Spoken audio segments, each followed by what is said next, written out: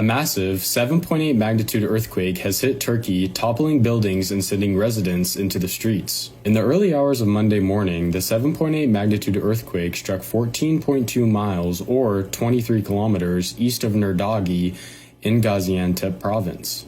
The quake struck roughly 15 miles or 24.1 kilometers below the earth and was felt throughout the entire Middle East.